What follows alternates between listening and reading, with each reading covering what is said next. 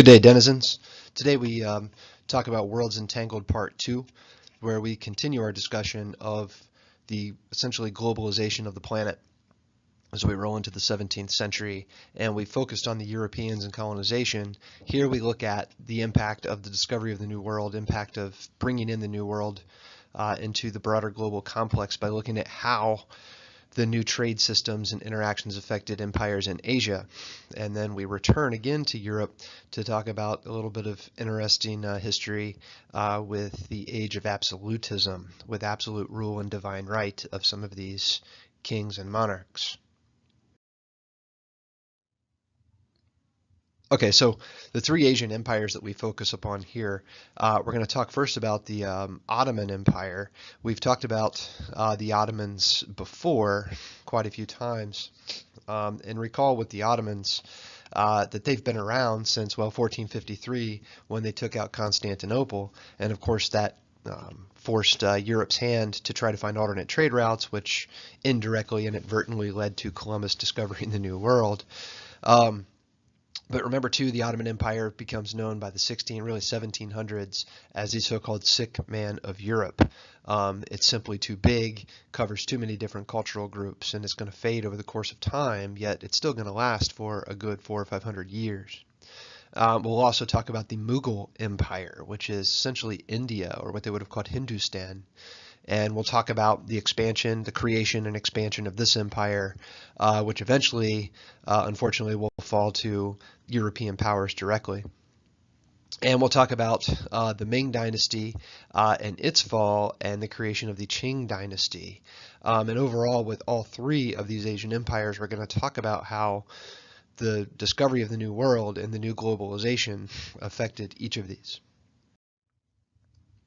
So the Ottoman Empire was greatly destabilized, made unstable as American silver came in. You know, some people, of course, became filthy rich off of American silver, but it was mostly merchants. And the problem is that the merchants were not necessarily loyal to any one particular place, right? Merchants are always on the move. So basically, these merchants would trade commodities to Europeans for silver, which reduced the availability of goods within the Ottoman Empire itself. And the government then is not really receiving any revenue from trade. And if the government's not receiving revenue, it obviously can't fund itself. And of course, governments are very critical in terms of not only having a military to protect its domain or the empire, but also for creating things like infrastructure and protecting people to be able to carry out their jobs. So when the government doesn't have revenue, that's a major, major issue. And the Ottoman Empire had to commit to what we call deficit spending. In other words, spending money while you're still in debt, something we're probably all familiar with. The U.S. government is certainly familiar with this, with 20 trillion in debt. But nonetheless, this is going to help increase inflation, because what a lot of governments do, including what the Ottoman Empire did, was, well, you got to create more money, right? But that money doesn't really hold any value because it's not backed by enough precious metal. So we're going to see rampant inflation also in the Ottoman Empire. So because of this, we're going to start to see a whole bunch of revolts, the Salauli revolts. The Salauli were provinces in the Ottoman Empire. So in various provinces, we see all these revolts, especially by peasants and artisans, because, you know, just like we'll see in China, taxes will increase, and this leads to peasant uprisings and artisan uprisings as well, because essentially money is not worth a whole lot of value to buy the goods that they make, and they see the government as incompetent and unable to help them. So basically, you have this internal rebellion within the Ottoman Empire that's going to greatly destabilize it. And increasingly, regions across the Ottoman Empire seek their own autonomy, to be autonomous, meaning to stand alone. In other words, regions are becoming increasingly independent across this vast Ottoman Empire. One of the major ones being Egypt, which is going to become a very wealthy province. But by the mid to late 1600s, Egypt is essentially independent. Now, of course, it's going to fall under the sway by the late 1700s to the 1800s of European powers, which we'll talk about later on this semester. So basically then, by the end of the 17th century, the Ottomans, they've lost Hungary, They've basically been run out of southeastern Europe. They're pretty much now just a Turkish, Northern African, and Middle Eastern empire, and even that is beginning to fade. So people even within the Ottoman Empire, let alone outside of it, begin to talk about the great decline of this empire. And they come to be called with this moniker, this nickname, the Sick Man of Europe. Mughal India. A Mughal is essentially a Mongol who has converted to Islam. And the Mughal Empire is actually founded by a guy named Babur. And Babur established the empire after winning the Battle of Panipat in 1526. Actually, a battle in which he used a lot of elephants to try to unite the Indian subcontinent. And he founds this Mughal empire. And Babur, Akbar's coming up here in a second. Babur was actually from what is called the Fergana Valley, which is a region in the heart of Central Asia. Very important today, very important then for the mixing of cultures, a syncretic existence of cultures. And Babur, we're talking the guy before what we see pictured here, who founds this Mughal dynasty, was very much influenced by numerous peoples because of his origins, especially Persians. And we're going to see a Mughal empire develop that actually becomes rather syncretic, mixing of numerous cultures, but especially Persians and Persian architecture and beliefs, and also Islam, Sunni Islam, although there'll be other variations of Islam as well. Well, the grandson of Babur, Akbar, or he'll come to be called Akbar the Great, is considered to be really the greatest emperor in Mughal history. And you can see where he ruled here, 1540 to 1605. And this guy here was kind of a people pleaser. He understood that he had an essentially Islamic empire in a land with a whole lot of Hindu folk.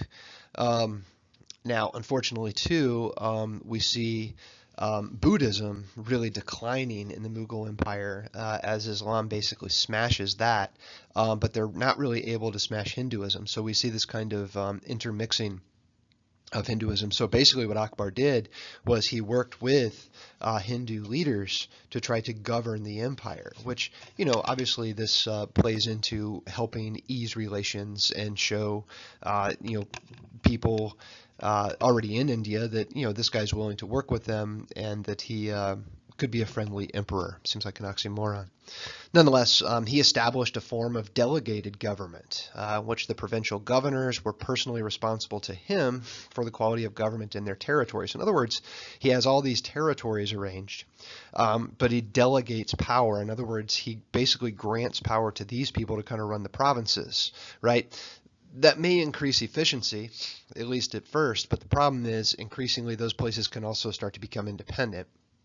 And his government machine had many Hindus in positions of responsibility, right? So he's basically allowing them to take a major part in governing their own provinces. The other big thing Akbar did was he got rid of the jizya, which was a religious tax that Muslims used to charge. Now the Ottomans are going to keep this, but the Mughals get rid of it. So basically, you could be whatever faith you wanted and not have to pay a tax to practice it. So basically, this guy has a lot of religious toleration, and he believed that it was a ruler's duty to treat all believers equally, regardless of what their belief is. He actually even tried to create his own religion, Godism, but it didn't go over very well. But anyway, he also was innovative. I mean, the amount of autonomy, independence that he allowed was not really seen anywhere else. And, non-Muslims, they weren't forced to obey Islamic law. Hindus were allowed to regulate themselves religiously, but also really politically. They could have their own legal systems and institutions in their own provinces. So this guy is very, very tolerant. Now, tolerance, of course, is a great thing, but it can also be damaging if you're trying to hold on to an entire empire. It's just one of those things that it's, a catch-22. It's a non-win situation, right? If you're If you're too autocratic, people rise up against you. If you're too democratic or uncontrolling at all, people see you as weaker and they break away. So this is going to be one of the big problems for the Mughal Empire. And the other big problem, of course, will be, well, the Europeans, specifically the English, which we'll get to later on. So all the silver coming into the Mughal Empire actually is going to help them grow. So as opposed to the Ottomans, the silver actually is somewhat beneficial to the Mughals, at least at first. And they adopt a lot of new world crops that come in, which is going to greatly increase the population. We've seen this in China as well. But as we pointed out, the consequences here is regionally a lot of rulers become more autonomous, able to rule themselves. So basically Mughal authority is going to decline, even though India is prospering and trading on this international economy. And overall, too, with Islam is not really able to spread throughout the Indian subcontinent, right? I mean, yeah, there are millions and millions of Muslims today in India, right? But it wasn't a matter of like when Islam was first developed in the 600s and 700s, where Islam would come in and just, proclaim a caliphate and take over the whole place. That's not the case in Mughal India because of all the autonomy that was permitted. But the Mughals are a very successful empire. They centralize the government, right? They bring together all these smaller kingdoms, even though they gave them some autonomy. We see a great expansion of actually Persian art and architecture, because we pointed out Babur, the grandfather of Akbar, who we were just talking about, was very much influenced by Persian art and architecture and things like that. So we see this very syncretic culture develop in the Indian subcontinent. And we actually see the Persian language begin to intermix with Arabic and Hindi, and also creates this syncretic culture where basically an entirely new language is going to develop, Urdu, which is this mixture of Persian, Indian, Hindu, Muslim, Arabic, and Mongol languages and linguistic practices. And of course, there's lots of religious tolerance. And two, they create a great education system where, they actually take account of pupils, students' needs and culture. Go figure that would be successful. And even today, you can see that sign there on an Indian highway where you see signs that have both Urdu and Hindi, showing the impact of this syncretic language that develops. And Urdu really took off by the 1700s. You start seeing a lot of Hindu poets using Urdu by that point, showing obviously that it had really taken hold. And when we think of India, a lot of times we think about the Taj Mahal, meaning the crown of the palace. Taj Mahal is actually a mosque and a mausoleum. And it was actually commissioned by Shah Jahan because one of his, the favorite of his wives, actually died while giving birth to one of his children. So yeah, good old Shah Jahan had numerous wives, but his favorite one who died, he was beside himself and built the Taj Mahal in her honor, and they are both actually buried there today. But nonetheless, Shah Jahan, who was maybe the richest guy on the planet at this time, seeing that obviously money cannot buy everything. We do tend to think of the Taj Mahal when we think of India, but it's obviously so much more than that. Okay, looking at China.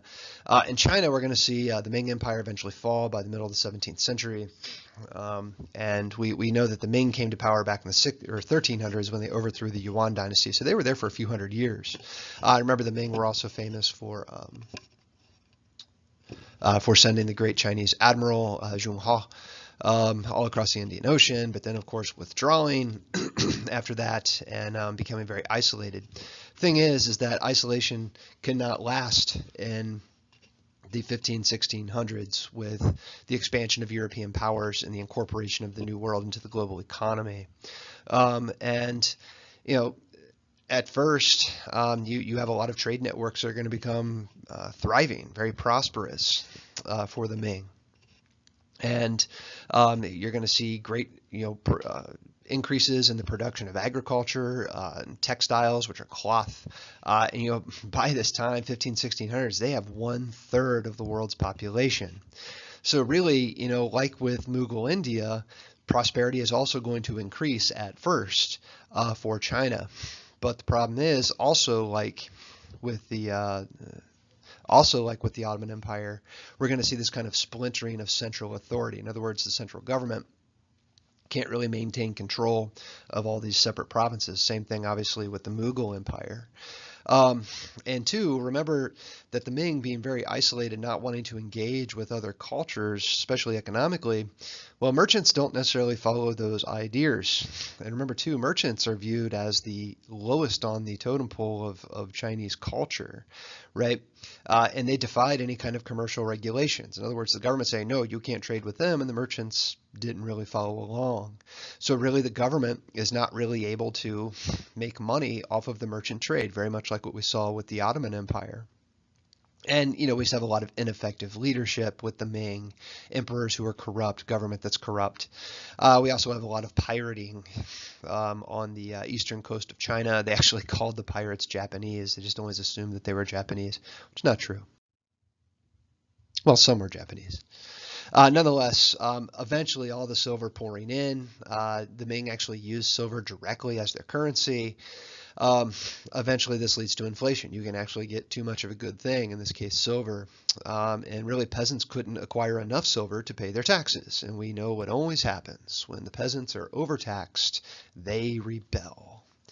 And all these eventually, because of the cutting off of trade, we actually see even silver shortages as time goes on, as we move into the 1600s.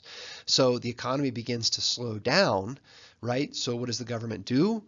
You raise more taxes. Once again, a bad idea. And, too, because they had gotten rid of paper money, the economy itself became inflexible, right? Paper money, though it can lead to inflation if not used responsibly, it can also cause, if you don't use it, it can also cause deflation and the non-movement of money. The Ming also got rid of credit. I mean, can you imagine a world without credit cards? Nonetheless, we start to see increasingly, too, by the 1600s and into the 1700s, though the Ming won't be in power then, a lot of Europeans coming into China. And, some provinces, some peoples wanted the Europeans to come in because they had silver. They had access to goods coming in from other parts of the world. And even though the government tried to confine Europeans to various port cities, mostly Canton, Canton, it's just not going to work because, you have regional peoples, regional governors in China, which is a massive, massive place, even to this day. So the government really can't control, who comes in and who does not overall. So basically, with all the instability in Ming China, well, there are some neighbors to the north known as the Manchus. They're from, you guessed it, Manchuria. And the Ming say, hey guys, will you come in and help us put down some of these revolts? And the Manchus say, absolutely, we'll come in. But then, of course, they stayed. And the Manchu actually end up overthrowing the Ming dynasty, and the Manchus will take over. So in other words, China once again will be ruled by non-Chinese people. Non-Han peoples will now be in charge of China, and they will form the Qing dynasty, or the Pure dynasty. That's Qing, Qing. And this will actually be the last ruling dynasty of China until the communists take over in the 20th century. And really, these guys, they're also going to plunder and take over large swaths of territory, expanding the empire. They'll take over Tibet and Mongolia. In these places, the thing about the Qing is at first they're very flexible. They're respectful of local traditions. They allow Confucianism to reign. They allow people to kind of run their own affairs with local rule. Even when they take over Tibet and Mongolia, they allow them basically to rule themselves, basically to setting up a tributary state. But they become more autocratic. An autocrat, remember all the way back to Justinian seeing this term, an autocrat is somebody who controls everything, every aspect of life, the economy, politics, and often do it through brutality. And one of the big things the Qing did was they tried to enforce their culture upon all of China, basically trying to erase Han Chinese for the most part, as well as Confucianism. One of the big cultural changes they made was they enforced what we call the queue. Um, and basically what the Q is, well, you'll see a picture here in a second, where men essentially had to shave their foreheads all the way back to the back top of the head and then braid their hair down. And if you did not do this, you could be beheaded. People had to dress in Manchu attire, men and women alike. Um, at the same time, the population is booming because of all these crops coming in from the Americas. And the Qing tried to limit trade with the Europeans. They tried to limit them to the port of Canton. But just like with the Ming, the Qing are not going to be successful at holding out the Europeans coming in, as well as other foreign merchants. And the Qing, though, they still try to reinforce this whole idea of Chinese cultural superiority. The problem is they're not really Chinese per se, right? But nonetheless, in regard to differentiating themselves from outsiders, they try and say, hey, this is Chinese culture, we're superior, we don't need your trade, we don't need your goods, speaking to the Europeans, blah, blah, blah. Problem is a lot of people really wanted European goods. And here you can see on the right, that is the Q. You can see a female here on the left in Manchu attire. So it could take a while to put that on. Another Asian/European empire. How about Russia? We are yet to talk about Russia, and it's actually one of my favorite places. Never been, but I mean in terms of talking about it. Russia's the largest planet on the country. I mean, the place is massive. We're talking today, it's the largest, right? And what a lot of people don't realize about Russia is that it is extremely, extremely diverse. There are numerous ethnic groups, always have been, always will be, all across what is Russia. And remember, Russia was settled way back when by the Vikings, the Rus, the men who row. And we start to see the creation of these key entrepôts across Russia in 11, 12, 13, 1400s at Kiev, Moscow, Novgorod. And it especially becomes huge in trading for furs. Go figure. Well, Russia really began, and we'll talk more in depth about this during class discussion, but Russia with the Vikings, really they settled around a place called Muscovy, and Muscovy eventually will become, Moscow. And they essentially built a large fortress, which is called a Kremlin, with walls and everything else to defend their area. But Russia's real expansion is going to take place once one leader can come to power and quell the power or lessen the power, put down the power of nobles, what they call boyars. And the guy who's going to do that is Ivan Grozny, or Ivan the Terrible. Although in Russian, Grozny can actually be interpreted more as the great, the all-powerful, something like that. But to the rest of the world, the Terrible, and it's pretty fitting. And the problem is, before Ivan comes in, and Ivan's going to be the first one to take on a new title called Tsar. Tsar is a term meaning Caesar, and we've talked about the origins of the use of the term Caesar, Tsar in Russia. But all the internal feuding, right, that really plagues Russia, at first it's going to be put down by Ivan the Terrible, then it's going to rise up again until by the early 1600s, a whole new family is going to come in called the Romanovs. And the Romanovs are going to control Russia for some 300 years. And basically they will become absolute rulers, claiming divine right. But first, let's talk a little Ivan the Terrible. He is considered to be the first Tsar, and he's the one who eliminates boyar power, the nobles, and says, look, one dude's going to be in power, right? You want to be a noble, that's fine, but you're going to listen to me, and if not, well, you're going to be executed, and you might be executed anyway under Ivan the Terrible, and we'll talk more about him. But he really becomes known for expanding Russian power.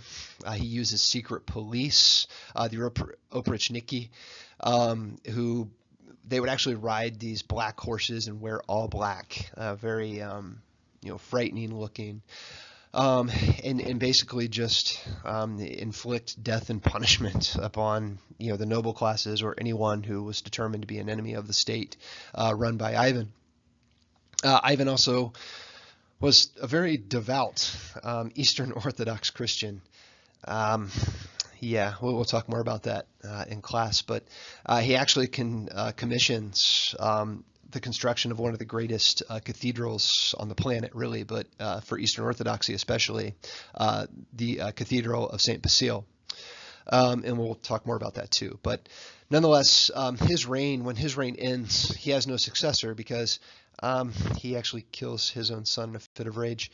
And we actually have a time of troubles in Russia, which ends up with a Polish guy being shot out of a cannon. We'll explain that later.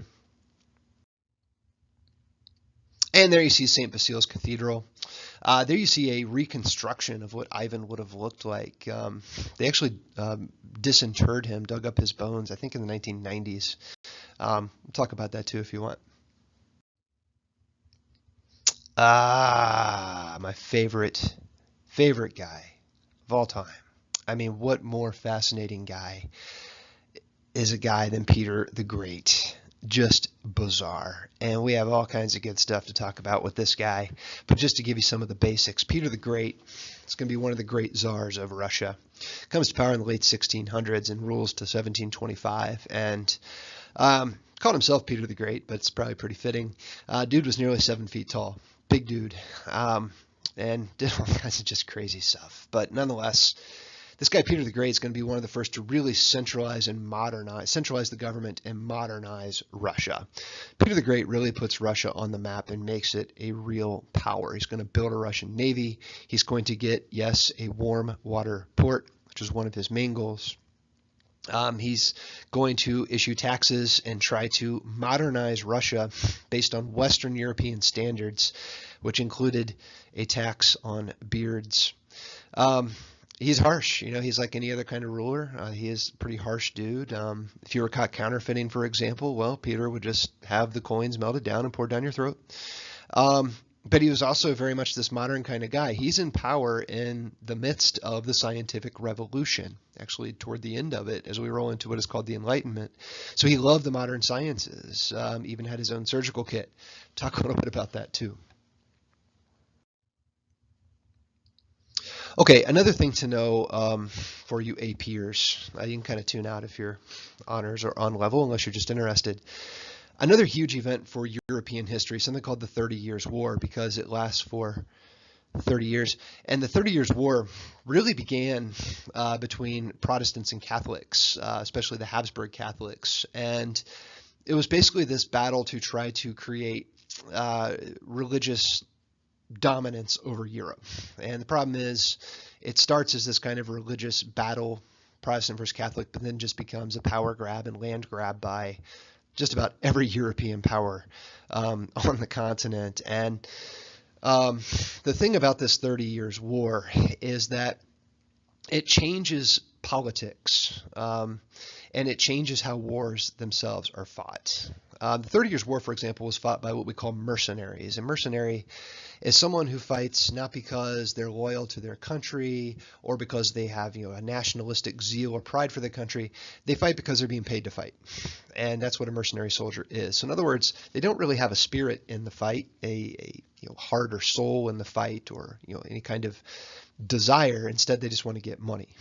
For example, the Hessians, you may have heard of if you ever heard about the American Revolution, right? The Hessians were from Hessia, part of Germany, and they were paid by the British to go to the Americas to fight against the colonists during the American Revolution. And also, I think one was the Headless Horseman. Nonetheless, in this war, I mean, thousands, tens of thousands of soldiers are killed, millions of civilians are killed in this terrible conflict. And most of this conflict is fought across what is called the Holy Roman Empire, which was neither holy nor Roman nor an empire, and ends up wiping out about a third of the German population, sadly. As a matter of fact, so many dead bodies are strewn across the Holy Roman Empire in the midst of this 30 Years' War. The population of wolves actually increases.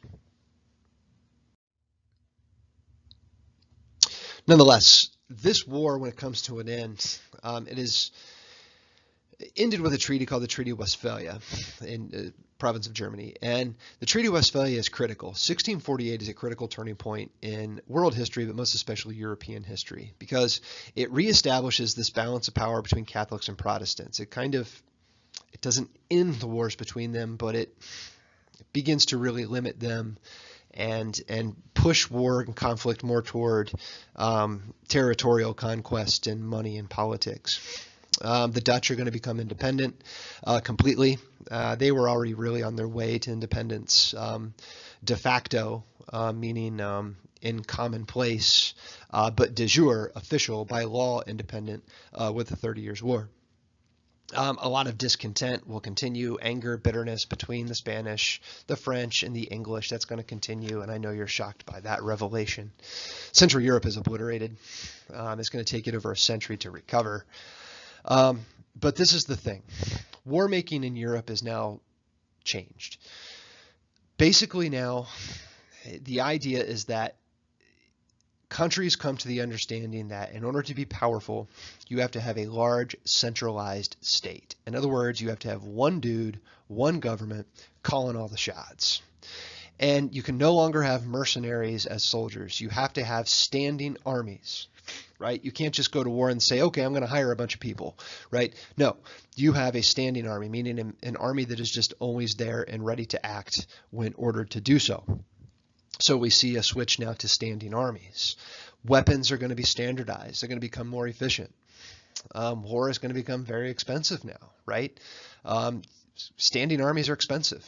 Having to arm them is expensive. So where do you get the money? Surprise, surprise, you tax the peasants. Agriculture is going to become more commercialized, right? You need not only crop sources, but also people who are motivated now to make money off of crops. Because obviously people see demand for certain crops and people seeking certain crops, the consumption of certain crops. So some of your noble classes, what do they start to do, whether it's in England or France, even the Holy Roman Empire, Spain, they begin to commercialize agriculture and basically do cash cropping, where basically they take huge swaths of land and just commit it to growing one or two different crops. And they begin to enclose their land. The enclosure movement is very, very critical to understanding European history and the reason for people leaving Europe to go to the New World. So we'll spend class time discussing that. France and England will become major powers. Spain's going to become exceedingly weak by the 17th century, 1600s, after the 30 Years' War. But France and England really will become the two big boys on the block, and they'll be duking it out now for a couple hundred years. What else is new? And there you see Europe by the time we roll into 1648. And if you look at that mess there in the middle, the Holy Roman Empire, yeah, there's a whole lot of stuff there. The Holy Roman Empire, as we said earlier, is really not an empire. It was Napoleon that actually said it's neither holy nor Roman nor an empire. And he was right. He would be happy to hear that. But nonetheless, the Holy Roman Empire actually had over 300 individual provinces, what they called principalities, because they were ruled by, you guessed it, a prince. But nonetheless, what we see with the outcome of this 30 Years' War is the centralization of authority, where European monarchs basically create their own ruling households under their names with their own coat of arms. Not that this hadn't been around before, but now it's even more powerful.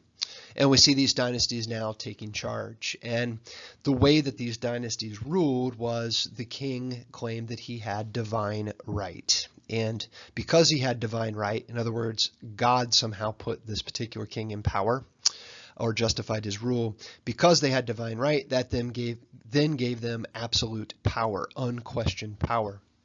And the Ottoman example that we come up with when we think of divine right, absolute power, of course, is King Louis XIV, the Sun King.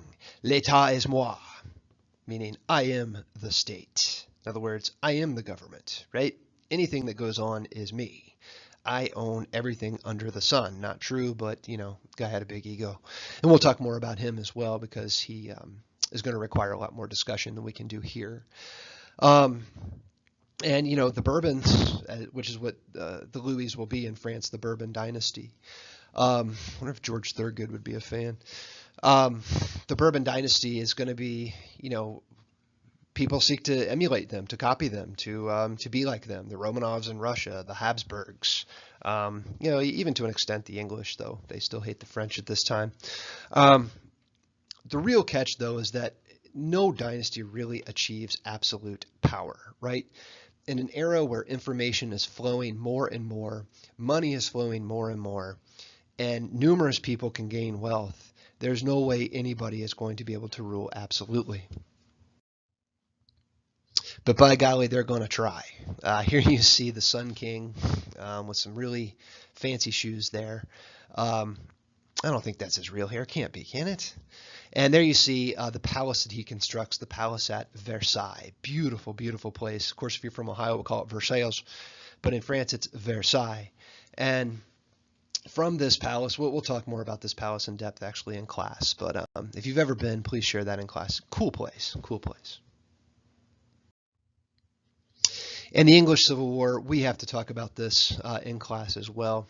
So we're going to start wrapping things up here. We'll talk about good old Oliver Cromwell. Another fascinating story there. We'll talk about the Glorious Revolution and why was it just so darn glorious.